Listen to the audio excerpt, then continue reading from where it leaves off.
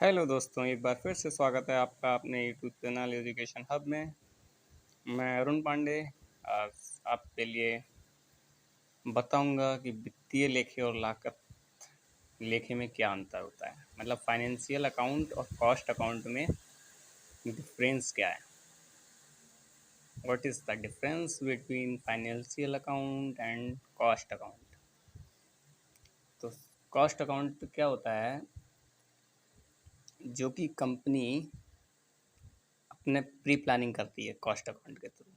और financial account होता है जिसमें कि कंपनी का जो प्रेजेंट स्टेटस होता है वो सारा का सारा उसमें लेखा जोखा किया जाता है।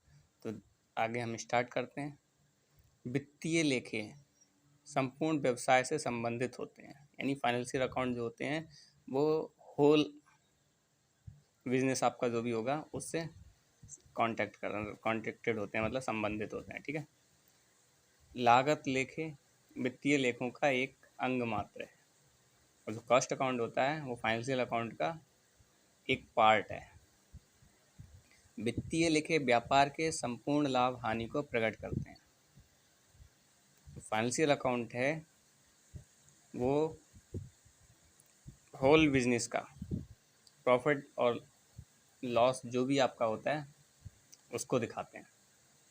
जबकि कॉस्ट अकाउंट क्या करता है, हमारा लागत लेखे किसी विशेष उत्पादित वस्तु पर लाभ हानि को दर्शाते हैं। मतलब कोई एक ऐसा एक आपकी कोई कंपनी है, उसमें बहुत सारी चीज़ें बन रही हैं।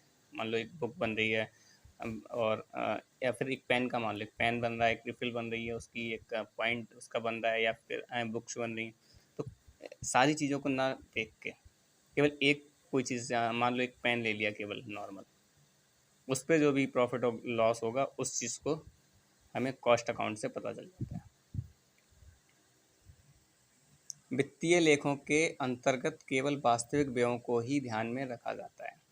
फाइनेंशियल अकाउंट है उसमें जो रियल एक्सपेंसेस होते हैं उन्हीं को काउंट किया जाता है, जबकि लागत लेखों के अंतर्गत व्ययों का अनुमानगत अनुमानों तथा वर्तमान परिस्थितियों के आधार पर करके लेखा किया जाता है।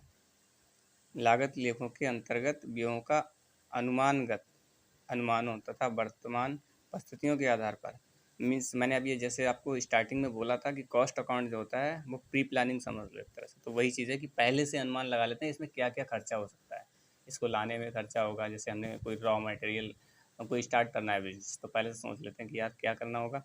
सबसे पहले तो बिजनेस स्टार्ट करने के लिए हमें जगह की ज़रूरत होगी, वो भी हमारा, लेकिन वो तो खैर हमारा एक तरह से बड़ा खर्चा हो गया, कैपिटल गेन वगैरह होता है वो अलग चीज़ हो गई। लेकिन छोटे मोटे जो खर्चे होते हैं, एक तो लेके आए हम ढुलाई वगैरह, तो ये चीज़ सारी की सारी पहले से अनुमानित जो होती है उसको करते हैं, तथा वर्तमान परिस्थितियों और जो करंट में जैसे हम जो प्लानिंग बना रहे हैं उसमें जो जो खर्चे क्या क्या मतलब कर लिया है वो चीज़ें, और जो करना है, इन दोनों चीज़ों के जो भी खर्चे जिस तरह के होते हैं वो इसमें आते हैं लागत लेखा में। इसमें ऐसे व्ययों का भी लेखा किया जाता है जिनका लागत से कोई प्रत्यक्ष या अप्रत्यक्ष संबंध नहीं होता है। मतलब कि फाइनेंशियल अकाउंट में ऐसे व्यय को रखा जाता है जिसमें कि लागत यानी कॉस्ट अकाउंट से कोई भी डायरेक्ट या फिर मतलब कॉस्ट से, कॉस्ट अकाउंट नहीं, कॉस्ट से ना तो डायरेक्टली ना इनडायरेक्टली कोई भी संबंध ना हो।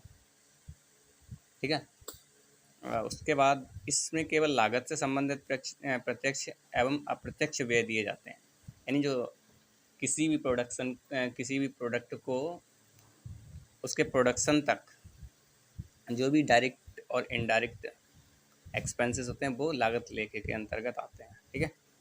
वित्तीय लेखे का होना व्यापार के लिए अनिवार्य है।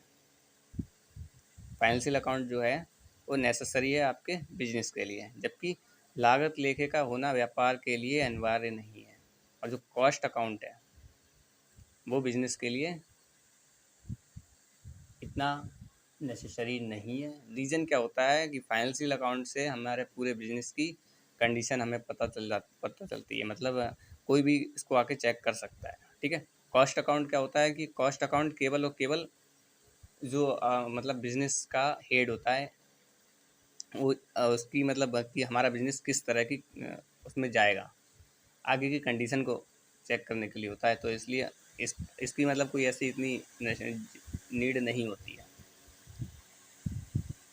अगला क्या है, इसके अंतर्गत अंतिम रहतियों का मूल्यांकन लागत मूल्य व बाजार मूल्य जो दोनों में से कम हो पर किया जाता है। मतलब फाइनेंशियल अकाउंट का क्लोजिंग स्टॉक जो होता है वो आपका लागत मूल्य बोले तो कॉस्ट प्राइस और मार्केट प्राइस जो दोनों में से कम हो उस पर किया जाता है। अगर आपका कॉस्ट प्राइस कम है तो उस पर होगा, और अगर आपका मार्केट वैल्यू या मार्केट प्राइस कम है तो उस पर होगा। ठीक है। इसके अंतर्गत अंतिम रहतियों का मूल्यांकन लागत मूल्य पर किया जाता है। यानी क्लोजिंग स्टॉक जो कॉस्ट अकाउंट में किया जाता है मूल्यांकन, तो वो किस पे होता है, केवल कॉस्ट वैल्यू पर, जो भी कॉस्ट रेट होगा, कॉस्ट प्राइस होगी उस पर। वित्तीय लेखों का क्षेत्र विस्तृत है। वित्तीय लेखे प्रायः प्रत्येक संस्थान द्वारा कर निर्धारण हेतु रखना आवश्यक है, क्योंकि अगर हमारे पास फाइनेंशियल अकाउंट होगा तो हमारे पास पूरी की पूरी उसकी क्या बोलते हैं, व्यवसाय की जो भी कंडीशन है वो रिटर्न में होगी, जिससे कि हम जब भी हमारे पास इनकम मतलब टैक्स हमें देने का नंबर आएगा, या फिर हमारे पास इनकम टैक्स वाले आते हैं किसी कारणवश, तो हम उनको वो चीज़ दिखा सकते हैं और हम टैक्स भी अपना करेक्ट, जब भी हमारे पास छूट होगी या जैसा जो भी चीज़ होगी उस हिसाब से हम पे कर सकते हैं। तो इसमें कोई इतनी इशू नहीं आता टैक्स पे करने में जब हमारे पास फाइनेंशियल अकाउंट होता है। अच्छा, लागत लेखांकन का क्षेत्र संकुचित होता है। संकुचित बोले तो सूक्ष्म। ठीक है। लागत लेखे कंपनी अधिनियम में वर्णित कुछ विशिष्ट निर्माणी कंपनियों के लिए रखने अनिवार्य हैं। पता लगा एक प्लांट चल रहा है, दूसरा हमें स्टार्ट करना है, तो हमें उस दूसरे वाले के लिए अगर कॉस्ट अकाउंट हम पहले से तैयार करते हैं तो बहुत ही बेटर है। नेक्स्ट है, वित्तीय लेखे सामान्यतः 1 वर्ष की अवधि के लिए तैयार किए जाते हैं। तो फाइनेंशियल अकाउंट होता है वो आपको फाइनेंशियल ईयर जो होती है आपकी करंट या प्रीवियस, मतलब प्रीवियस ईयर जो भी, प्रीवियस ईयर से लेके करंट ईयर तक, तो 1 वर्ष के लिए हम रखते हैं इसका लेखा जो भी होगा। ठीक है।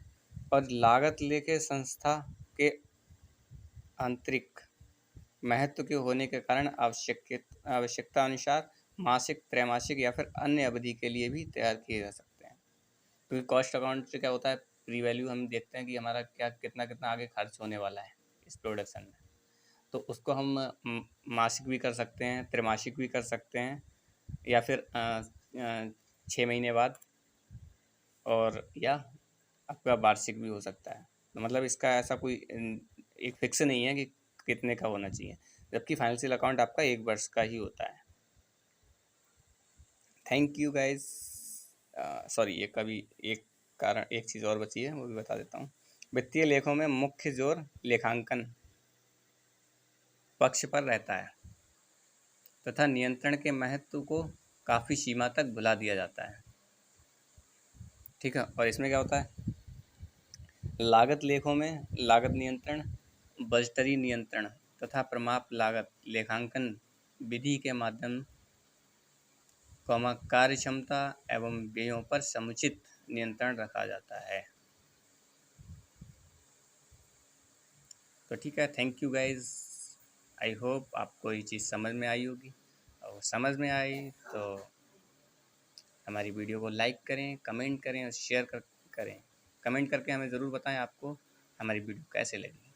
Thank you, bye bye.